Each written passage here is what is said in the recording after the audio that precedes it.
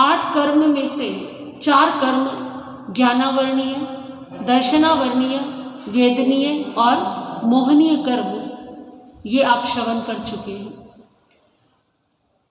आज 5वें कर्म आयुष्य कर्म की चर्चा करेंगे। आयुष्य कर्म, ये कर्म आपने अनेकों बार सुना है इसके बारे में। जब प्रभु वीर का निर्वाण का समय निकट था तो उस समय देवराज इंद्र ने आकर के प्रभु से निवेदन किया कि प्रभु, आपके निर्वाण के समय में, जिस समय आपका निर्वाण होगा उस समय आपका जो नक्षत्र होगा, जो आपका जन्म नक्षत्र है, उस नक्षत्र को एक दुष्ट ग्रह भेद रहा है। ऐसे समय में आपका निर्वाण होना आपके धर्म संघ के लिए अनुकूल नहीं होगा, अर्थात आपके निर्वाण के पश्चात धर्म संघ के लिए कठिन परिस्थितियां उत्पन्न होंगी, विषम परिस्थितियां आएंगी साधकों के लिए। ज्योतिष की भाषा में इसे ग्रहों का वेद कहते हैं। जब किसी के जन्म नक्षत्र पर सूर्य, चंद्र, क्रूर ग्रह वेद करें तो उसे वेद कहते हैं, और ये समय बड़ा कठिन होता है। तो इंद्र ने जब ये निवेदन किया कि प्रभु, आप तो तीर्थंकर हैं, सर्वज्ञ हैं, सर्वदर्शी हैं, सबसे अधिक शक्तिशाली हैं, आप अपने आयुष्य को थोड़ा सा क्या कर लीजिए, बढ़ा लीजिए, ताकि ये समय निकल जाए, धर्म संघ के लिए प्रतिकूल समय नहीं आएगा फिर। तो प्रभु ने उत्तर दिया कि इंद्र, ना तो कभी ऐसा हुआ है, न भूतकाल में हुआ है, न वर्तमान में हो सकता है, और न भविष्य में कभी होगा कि तीर्थंकर भी अपने आयुष्य को अपनी इच्छा अनुसार घटा या बढ़ा सके। आयुष्य कर्म नाम से ही स्पष्ट है, जिस कर्म से जीव की आयु निर्धारित होती है वो आयुष्य कर्म है। आयु क्या है? कहते हैं ना, ये व्यक्ति इतनी ही आयु लिखवा करके लाया था, या इसकी आयु इतनी ही लिखी थी। क्या मतलब है इसका? कौन है लिखने वाला? कोई नहीं, हमारे अपने कर्म है। हम स्वयं अपने कर्म जो है बांधते हैं, जिसमें हम एक कर्म बांधते हैं आयुष्य कर्म, ये हमने ही बांधा है। आज यदि कोई जीव किस आयु में इस शरीर का त्याग करके चला जाता है, ये किसने बांधा है? ये उसी जीव ने बांधा है। इसी कर्म के कारण निर्धारित होता है कि जीव को यहां आयुष्य पूर्ण करके अगला भव क्या मिलेगा, कौन सी गति में जाना है, ये भी निर्धारित करता है। तो आयुष्य कर्म को गोमट सार में, ग्रंथ में पांव की बेड़ी की उपमा दी गई है। किसकी उपमा? पांव की बेड़ी की। पांव की बेड़ी, आप कहेंगे कि बेड़ी तो कारागृह में बंदी को भागने से बचाने के लिए डाली जाती है कि अपराधी क्या ना कर जाए, भाग ना जाए, इसलिए बेड़ी डाली जाती है। तो आयुष्य कर्म जो है वो भी बेड़ी के ही समान है। कैसे बेड़ी के समान है? क्योंकि आयुष्य कर्म के कारण ही इस आत्मा का इस शरीर से संयोग है। जिस दिन आयुष्य कर्म पूर्ण हुआ, आत्मा क्या हो गई? स्वतंत्र हो गई, आगे की यात्रा पर निकल गई। जैसे एक बंदी है कारागृह में, वो अपनी इच्छा से बाहर नहीं जा सकता। जितना समय उसे दंड मिला है, निर्धारित किया गया है, उतना समय उसे कारागार में रहना ही पड़ेगा। जब केवल ज्ञान होता है, केवल ज्ञान होता है तो 4 कर्म नष्ट हो जाते हैं। ज्ञानावर्णीय कर्म, दर्शनावर्णीय कर्म, मोहनीय कर्म और अंतराय कर्म। ये 4 कर्म नष्ट हो गए, लेकिन निर्वाण नहीं हुआ। केवल ज्ञान होना अलग है और निर्वाण होना अलग है। केवल ज्ञान होने का अर्थ है कि आत्मा 4 कर्म से स्वतंत्र हो गई। ज्ञानावर्णीय की पूर्ण निर्जरा हो गई, दर्शनावर्णीय की पूर्ण निर्जरा हो गई, मोहनीय कर्म पूर्ण रूपेण से टूट गया है और अंतराय कर्म भी टूट चुका है। अब बचे हैं कौन कौन से कर्म? वेदनीय कर्म, वेदनीय कर्म बचा है, आयुष्य कर्म बचा है, नाम कर्म बचा है और गोत्र कर्म बचा है। ये सारे जो कर्म हैं, जो शेष हैं, ये कौन से कर्म हैं? जो इस शरीर से जुड़े हुए हैं। सुख दुख का, वेदन का माध्यम क्या है? शरीर है। आयुष्य कर्म का माध्यम क्या है? ये शरीर है। नाम कर्म का माध्यम क्या है? नाम कर्म के कारण ही तो शरीर मिला ना। कैसा शरीर है? सुंदर है, गोरा है, काला है। जैसे चित्रकार के चित्र में अलग अलग रंग होते हैं, अलग अलग प्रकार की आकृतियां होती हैं, ऐसे ही हर मनुष्य की आकृति अलग है। हर मनुष्य का, हर जीव का रूप रंग आकार प्रकार अलग है। वो नाम कर्म है। कुल का संबंध, हमारे परिवार का संबंध, ये किससे है? शरीर से है, आत्मा से नहीं। तो ये सारे संबंध रह गए हैं। और इन सारे कर्मों का जो ये कर्म शेष है, वेदनीय कर्म शेष है, नाम कर्म शेष है, गोत्र कर्म शेष है, ये किसके आधार पर शेष है?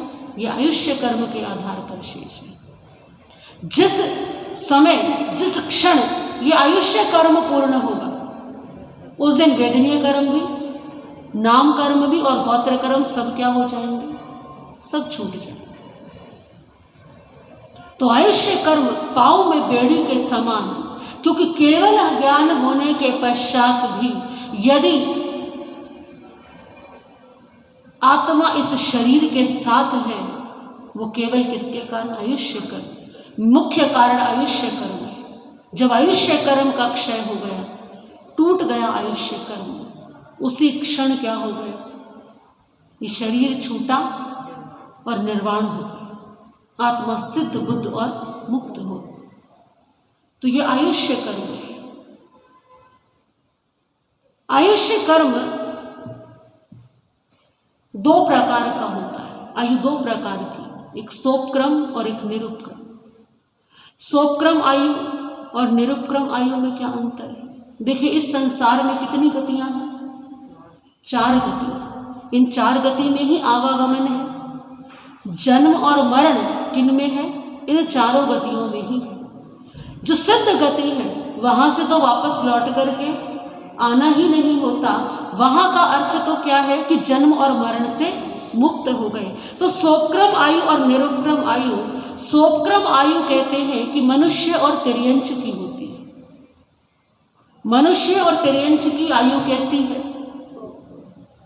जो आघात लगने से, धक्का लगने से, कोई भी बाह्य कारण उपस्थित होने से जिसका बीच में भी क्षय हो सकता हो, वो सोपक्रम आयु। मनुष्य का जीवन कैसा है? क्षणभंगुर है। कोई आघात लगा, कोई चोट लगी, कुछ ऐसी परिस्थिति उत्पन्न हुई और आत्मा को शरीर का क्या करना पड़ा? त्याग करना पड़ा। देव और नारकी जो होते हैं, उनकी कभी भी अकाल मृत्यु नहीं होती। जितना आयुष्य बांधा है, उतना ही क्या है? उतना ही भोगना पड़ेगा।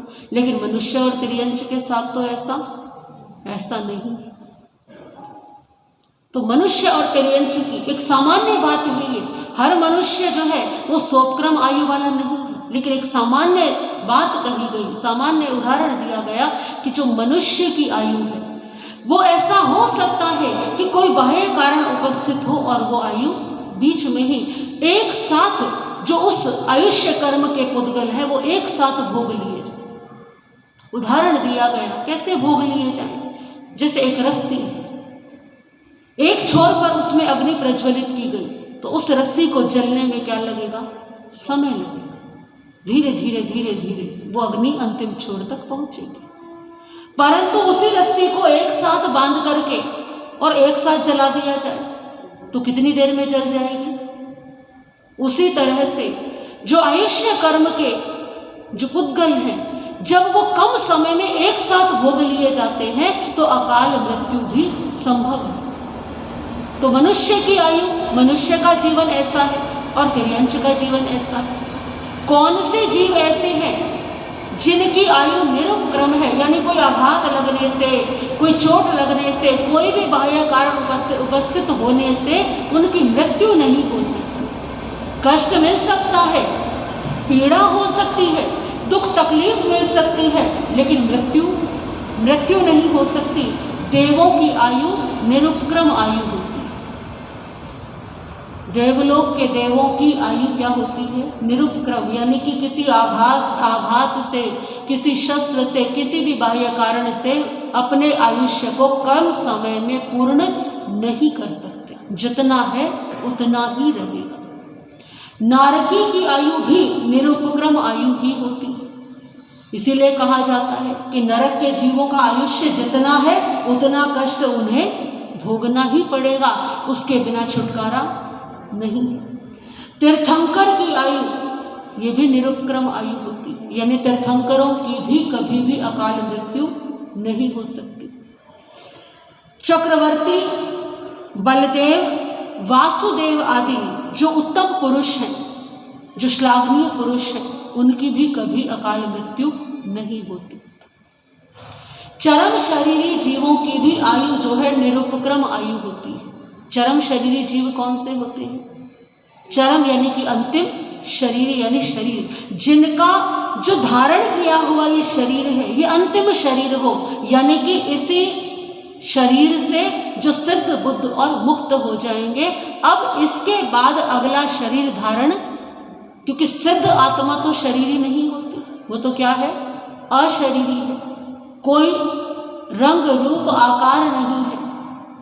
तो चरम शरीरी जीव, यानी कि जिनको इसी भव में मोक्ष जाना है, निर्वाण को प्राप्त करना है, वो जीव चरम शरीरी, उनकी भी कभी अकाल मृत्यु नहीं हो सकती। असंख्यात वर्ष जीवी अकर्म भूमि के मनुष्य, जो अकर्म भूमि के मनुष्य होते हैं, असंख्यात जीवन वाले होते हैं, उनकी भी कभी अकाल मृत्यु नहीं होती। यौगलिक मानव, जो युगलिक होते हैं, उनकी भी कभी अकाल मृत्यु नहीं होती। युगलिक की अकाल मृत्यु होने का अर्थ है कि यौगलिक समय का अंत हो गया था। जब भगवान ऋषभ देव का समय था, तो उस समय से पूर्व युगलों का युग था, यानी कि एक माता पिता के युगल उत्पन्न होते थे, एक लड़का और एक लड़की, वही बड़े होकर के दंपति होते थे, उनकी आगे संतानें होती थी। इस प्रकार से यौगलिक एक संतान जन्म नहीं लेती थी, एक दंपति अपने जीवन काल में केवल एक युगल को ही जन्म दिया करते थे। जिस समय युगलिया समय का अंत होना था, तो उस समय एक युगल की अकाल मृत्यु हुई।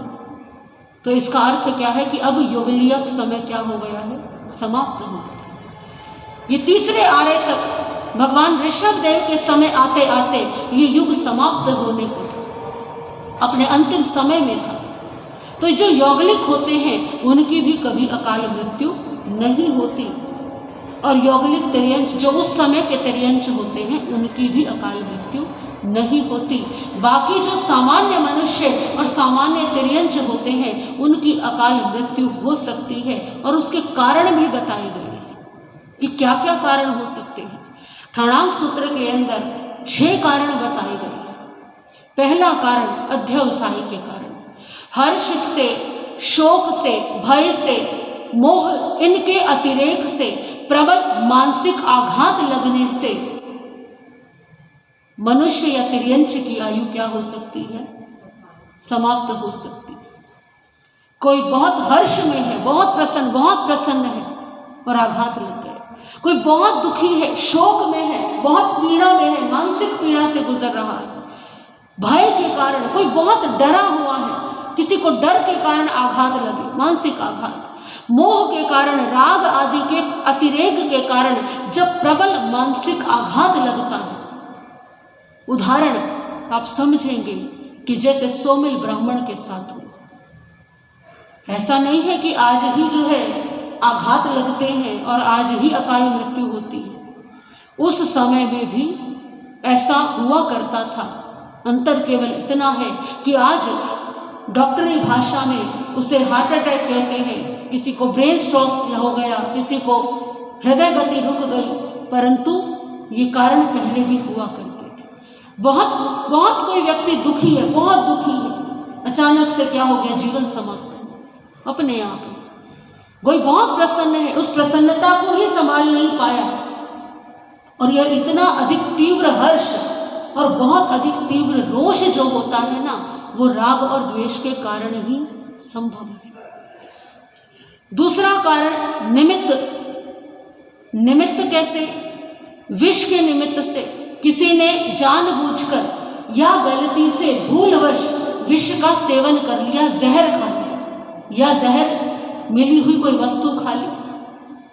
आज के समय में फूड पॉइजनिंग भी इसी के अंतर्गत आती है। किसी ने कोई भोजन किया और उसमें कुछ विषैले तत्व थे, वो पेट में गए और उन्होंने क्या कर दिया, विष का निर्माण करना प्रारंभ कर दिया। फूड पॉइजनिंग सुनने में जितना छोटा सा शब्द लगता है, छोटी सी परेशानी लगती है, अगर यदि सही समय पे इसका उपचार न किया जाए तो ये जानलेवा भी हो सकता है। तो किसी भी प्रकार का विष, किसी भी प्रकार का शस्त्र या दंड के निमित्त से, यानी कि कोई हथियार के निमित्त से, कोई चोट लग गई, कोई डंडा, कोई हथियार या किसी भी प्रकार का कोई बाह्य उपकरण, उसका आघात लगा, उससे प्रहार हुआ और जीवन क्या हो गया, समाप्त हो गया। वेदना के कारण, वेदना के कारण भी जीवन का अंत हो सकता है। किसी को वेदना कैसे, कोई किसी को शूल चुभ गया, शूली पर चढ़ा दिया गया, या किसी को कोई तीव्र शस्त्र, ऐसा तीखा शस्त्र लगा है, पीड़ा के कारण, तनाव के कारण, चिंता के कारण। देखिए कहते हैं ना कि चिंता चिता के समान है। हमारे आगम भी कहते हैं कि चिंता के कारण, बहुत अधिक तनाव के कारण, व्याधि के कारण यानी रोग के कारण भी ये सब जब आता है, किसी को कोई कुछ नुकीली वस्तु, कोई तीखा शस्त्र चुभ जाए, कोई पीड़ा हो, किसी को तनाव हो, मानसिक तनाव हो, कोई बहुत चिंताओं से घिरा हुआ हो, या किसी को रोग उत्पन्न हो गया हो, तो इन सब के कारण वेदना उत्पन्न होती है। और वेदना उत्पन्न होकर के भी जो आयुष्य है वो बीच में ही टूट सकता है। पराघात, गड्ढे में गिरना या किसी बाह्य आघात के कारण, जैसे एक्सीडेंट हो जाना, अचानक से सिर पर कोई चोट लग गई, अचानक से शरीर पर कोई ऐसा घाव लगा, कोई ऐसी मुख्य नस कट गई जिसके कारण तुरंत क्या हो गया, मृत्यु हो गई, गड्ढे में गिर गए, ऊंचाई से गिर गए। तो पराघात के कारण, स्पर्श के कारण, स्पर्श के कारण किसी ऐसी वस्तु का स्पर्श जो विषैली हो, प्राणघातक हो। सर्प के दंश से पहले जो विष का संबंध था वो भोजन में या खाने पीने में कोई विष ग्रहण कर लिया गया, परंतु किसी विषैले जंतु ने काट लिया, किसी सर्प ने काट लिया, या किसी विष से स्पर्श हो गया। ऐसे भी विष आया करते हैं कि यदि कोई उनका स्पर्श भी कर ले तो वो मृत्यु का कारण बन जाया करता है। रायपसेनीय सूत्र के अंदर वर्णन आता है कि सूर्यकांता रानी ने जब प्रदेशी राजा को जहर दिया तो उस समय प्रदेशी राजा के पारणे में विष मिला दिया। किसमें विष मिला दिया? पारणे में विष मिला दिया। औषध का पारणा, पारणे में विष, जो भोजन सामग्री बनी हुई है। और इतना ही नहीं, जो वस्त्र पहनने थे परदेसी राजा को, जो आभूषण पहनने थे, उस पर भी क्या लगा दिया? विष लगा दिया। प्राचीन काल में ऐसे विष हुआ करते थे और आज भी ऐसे विष होते हैं जिन्हें यदि किसी वस्त्र पर या किसी भी वस्तु पर लगा दिया जाए और व्यक्ति उसका स्पर्श कर ले तो रोम छिद्रों के माध्यम से वो विष शरीर में प्रवेश कर जाता है और प्राणों का अंत हो सकता है। श्वास निरोध से, श्वास निरोध से यानी दम घुटने के कारण किसी का गला घोट दिया गया, या बंद कमरे में ऑक्सीजन की कमी हो गई, लिफ्ट में बंद होने पर लोगों को ऑक्सीजन की कमी होती है, घबराहट होती है, किसी को किसी वस्तु किसी बक्से के अंदर बंद कर दिया गया या कोई गलती से बंद हो जाए, किसी भी कारण से जब सांस रुक जाए, श्वास रुकने के कारण भी क्या हो सकता है, प्राणों का अंत हो सकता है। तो ये अपवर्तनीय आयु के, यानी जो आयु घट बढ़ सकती है, छोटी बड़ी हो सकती है, बाह्य निमित्त के कारण, ये उसके कारण बताए गए कि इन 6 कारणों से मनुष्य और तिर्यंच की आयु बीच में ही समाप्त हो सकती है। परंतु जिनकी निरुपक्रम आयु है, जिनकी अनपवर्तनीय आयु है, जिसमें परिवर्तन नहीं हो सकता, ऐसे जीव जो होते हैं, कोई भी बाह्य निमित्त उपस्थित हो जाए, कोई भी कारण उपस्थित हो जाए, उनकी अकाल मृत्यु नहीं होती। तो ये आयुष्य कर्म है। आयुष्य कर्म और क्या करता है, कैसे इसका बंध होता है, इसके बारे में हम आगे जैसे चर्चा होगी जानेंगे। आज की चर्चा नहीं होगी। गुरुदेव गुरुदेव गुरु यशधारी है, गुरुदेव गुरुदेव गुरु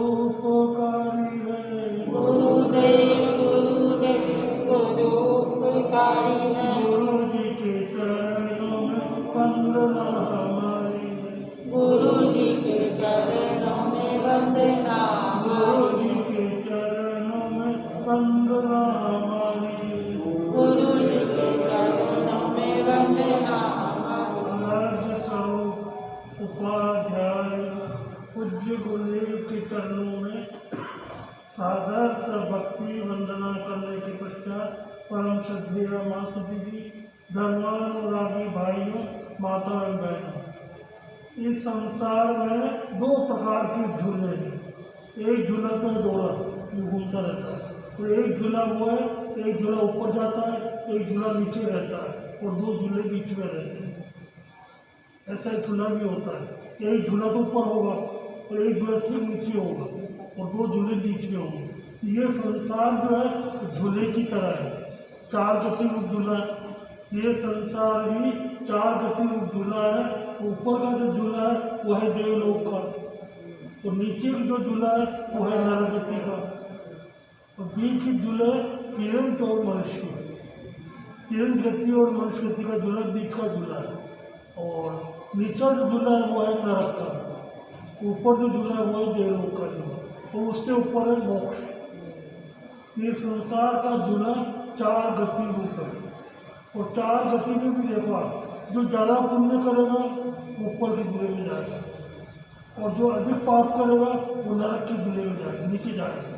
और जो पुण्य और पाप दोनों बराबर रहते हैं, ठीक रहते हैं, वो या तिरंग गति में या मनुष्य गति में।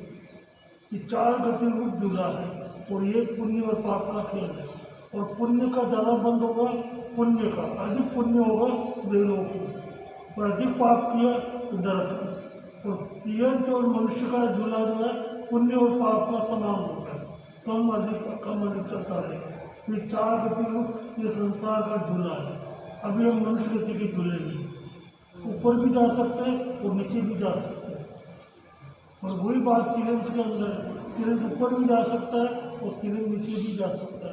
ये 4 गति रूप संसार का झूला है, और इस मनुष्य गति के झूले में हम बैठे हैं। और मनुष्य गति में बैठे हैं तो अधिक धर्म किया, अधिक धर्म, और पाप को नष्ट कर दिया, तो एकांत रूप से धर्म करने वाला, एकांत रूप से धर्म करने वाला सीधा मोक्ष में जाएगा, और वो भी जाएगा मनुष्य गति से ही। और अधिक पाप करने वाला नरक में जाएगा।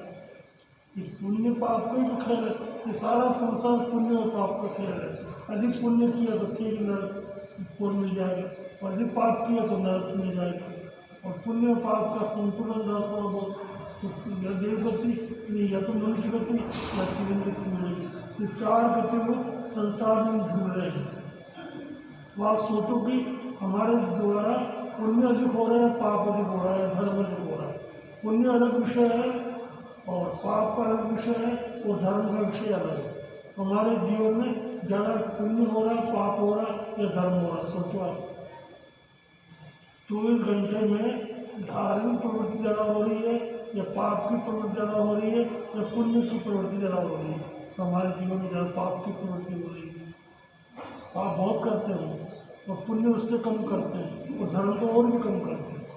पुण्य, पाप और धर्म तीन व्यक्ति हैं। अधिक से अधिक पुण्य करने वाला या फिर अधिक पाप करने वाला या अधिक धर्म करने वाला। अधिक धर्म करने वाले होना ही नहीं। पुण्य होगा, पाप होगा, धर्म नंबर तीसरे पर। तो हम अपने जीवन में धर्म की प्रवृत्ति को अपनाएं और पुण्य पाप से जितने दूर रहे उतने हमारा कल्याण होगा। ये शब्दों के साथ होगा।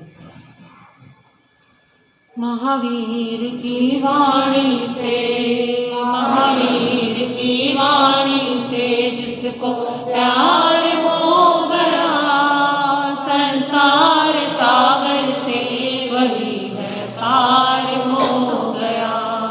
गुरुदेवों की वाणी से जिसको प्यार हो गया, संसार सागर से वही है पार हो गया।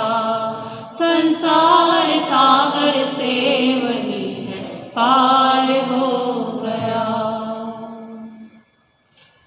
कल लॉरेंस रोड के अंदर परम पूज्य महासाध्वी डॉक्टर श्री सरोजश्री जी महाराज के शिष्याएं परम पूज्य महासाध्वी श्री यशा ज्योति जी महाराज और महासाध्वी श्री कौमुदी जी महाराज जो कि लॉरेंस रोड में चातुर्मास हेतु विराजमान हैं। दीपावली का सूत्र जिस दिन पूर्ण हुआ, यानी कि गौतम स्वामी का केवल ज्ञान दिवस था, उस दिन परम पूज्य श्री कौमुदी जी महाराज ने निर्वाण सूत्र की वाचना दी।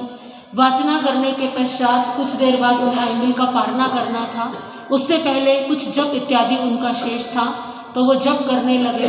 जप करते करते अचानक से उनको ब्रेन स्ट्रोक आया। हॉस्पिटल लेकर के गए, इंजेक्शन लगाया गया, पेंटामेड हॉस्पिटल में ट्रीटमेंट दिया गया। उसके पश्चात फोर्टिस हॉस्पिटल में उनको लेकर गए, परंतु कल उन्हें ब्रेन डेड घोषित कर दिया गया और कल उनकी संथारा सहित जो है उनका देवलोक गमन हो गया। कल उनका अंतिम संस्कार जो है पूरे सम्मान के साथ जैन संघ ने किया।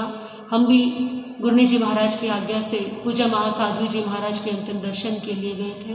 परम पूज्य महासाध्वी श्री कौमुदी जी महाराज बहुत ही सरल और बहुत विदुषी साध्वी थे। हमें अनेकों बार उनके दर्शनों का और उनके साथ रहने का सौभाग्य मिला। बहुत स्नेह देते थे, बहुत सरल और अच्छा व्यवहार रखते थे। हम जिन शासनदेव से प्रार्थना करते हैं कि उनकी आत्मा का मोक्ष मार्ग प्रशस्त हो और पूज्य यशा ज्योति जी महाराज को इस कठिन परिस्थिति का सामना करने की शक्ति प्राप्त हो। जिनेंद्र देव भगवान के चरणों में और पूज्य महासाध्वी जी महाराज के चरणों में हार्दिक हार्दिक श्रद्धांजलि अर्पित करते हैं। सभी प्रेम और श्रद्धा के भावों से जयकारे लगाएंगे। बोलिए भगवान महावीर स्वामी की, आचार्य भगवंतों की, आचार्य सम्राट पूज्य श्री देवेंद्र मुनि जी महाराज की, वर्तमान आचार्य सम्राट पूज्य डॉक्टर शिशिव मुनि जी महाराज की, उपाध्याय प्रवर पूज्य श्री पुष्कर मुनि जी महाराज की, उपाध्याय प्रवर पूज्य गुरुदेव श्री रमेश मुनि जी महाराज की, जैन शासन ज्योति महाश्री श्री पद्म श्री जी महाराज की, उत्तर भारत सिंह प्रवर्तनी महासाध्वी श्री पवन कुमारी जी महाराज की, संसार के सभी साधु संतों की, जैन धर्म की, आज के आनंद की।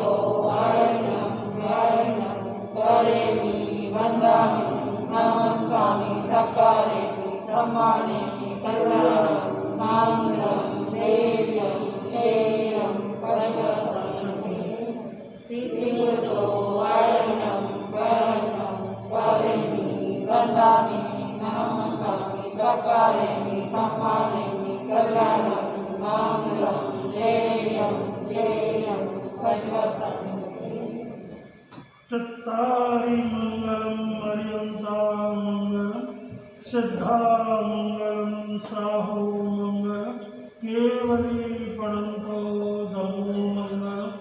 चत्तारि लोकोत्तम लोकोत्तम श्रद्धा लोकोत्तम साहु लोकोत्तम केवली पणंतो धम्मो लोकोत्तम चत्तारि शरणं प्रवज्जामि अर्यन्ते शरणं प्रवज्जामि श्रद्धे शरणं प्रवज्जामि साहु शरणं प्रवज्जामि केवली पणन्तं धम्मं शरणं प्रवज्जामि ये